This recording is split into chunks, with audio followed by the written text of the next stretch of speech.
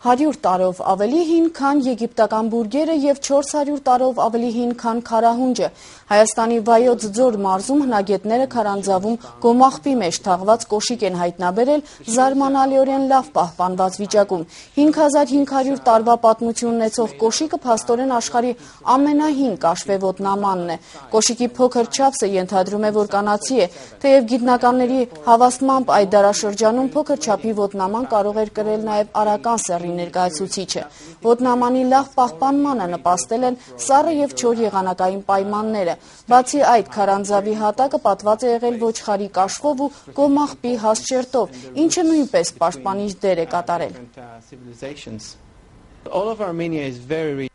Այս կոշիկը մի քանի 100 տարով ավելի հին է, քան այն կոշիկները, որ կրել է 5300 տարի առաջ ապրած Օձի բևեռախույզը, որի մասունքները պեղվել են 1991-ին։ Հետաքրքիր է նաև այն փաստը, որ կոշիկը գտնվել է Հայաստանում, Թուրքիայի և Իրանի սահմանագծին մոտ։ Սա բացահայտում է, որ անգամ այդ դարաշրջանում այդ տարածքը առևտրական խաչմերուկ էր և ռազմավարական կարևորության շրջան տարբեր քաղաքակրթությունների միջև։ Ամբողջ Հայաստանը խիստ հարուստ է տարբեր ժամանակաշրջանների մասին վկայող հնագիտական հետաքրքրություն ներկայացնող վայրերով, որոնք մինչև վերջ հետազոտված չեն։